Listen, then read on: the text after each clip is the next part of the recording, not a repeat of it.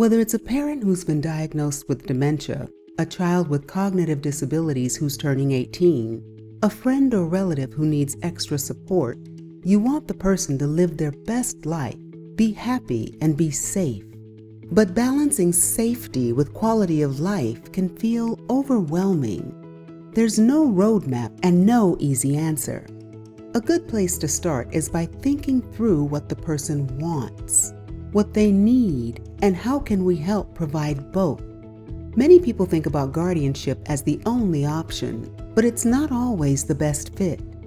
Supported decision-making is another approach to explore.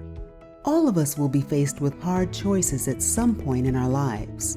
In those moments, we lean on people we trust to support us in making those decisions. Most people, even those with cognitive disabilities, know what's important to them. So when we explain things in a way that makes sense to the person or help them understand the tasks and systems that they find challenging, that's supported decision-making. Supported decision-making is just another way of describing how we all make decisions. Getting help from people we trust to make decisions with us, not for us. Supported decision-making can be informal or formal.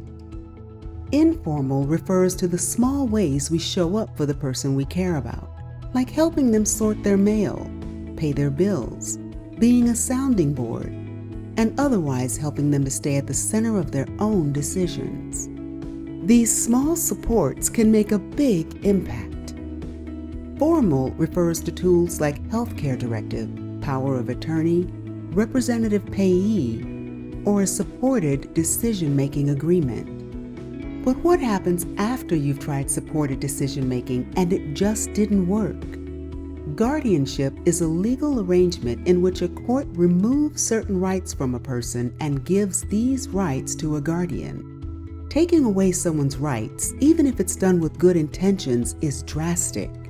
The guardianship should cover only the person's specific needs. Some of the rights that may be removed from a person relate to decisions about their health, their housing, and any contracts they sign. For example, choosing their own doctor or getting a cell phone. Guardianship might be a good choice if someone can't get their needs met, even with a lot of help from others, and their health and safety are in danger.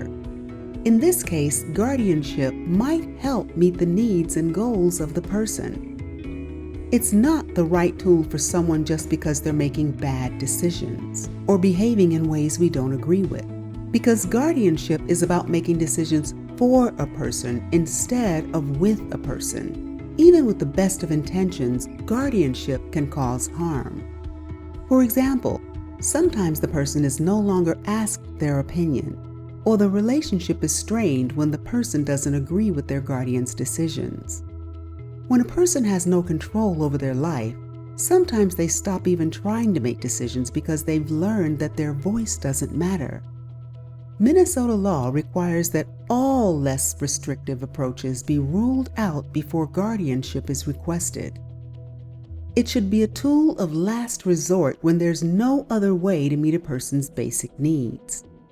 When we take the time to understand what's important to someone as well as for them, we can support them in their decision-making, which helps ensure their safety and self-determination.